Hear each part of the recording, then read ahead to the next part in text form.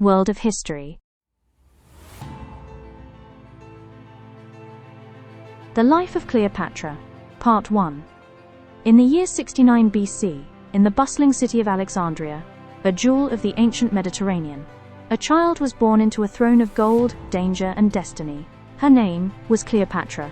Not Egyptian by blood, yet she would become the most iconic ruler Egypt had ever known.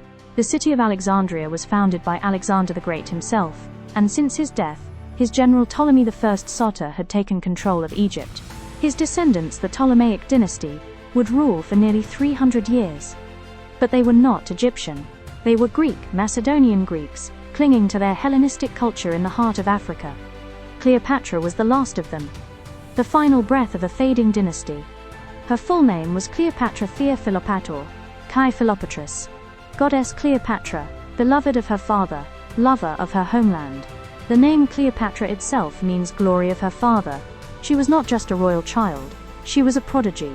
Cleopatra spoke at least 7 languages, including Egyptian, something not even her father had done. She was a mathematician, a philosopher, a politician, and, from a very young age, a survivor. Her father, Ptolemy XII Auletes, was a weak and unpopular ruler, known more for his love of music and drink than for statecraft. Cleopatra, however, inherited not his vices, but his sharp instincts for survival. After years of exile, intrigue, and Roman manipulation, her father returned to power, but Egypt was no longer independent. It was a pawn in Rome's game of empires.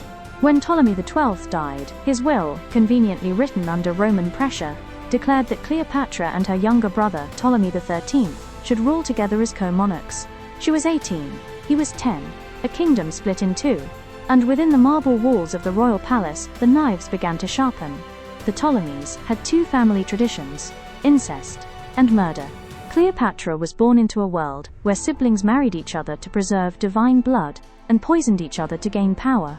She would learn quickly, kill or be killed. As tensions rose, Cleopatra began ruling without her brother's input. She removed his name from official documents. Coins were minted with only her image. She dared to rule not just beside a man, but above him.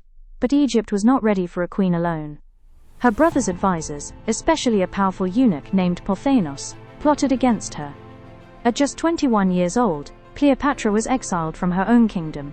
Her sister Arsinoe stood ready to take her place, but Cleopatra would return, exiled, betrayed, but not defeated.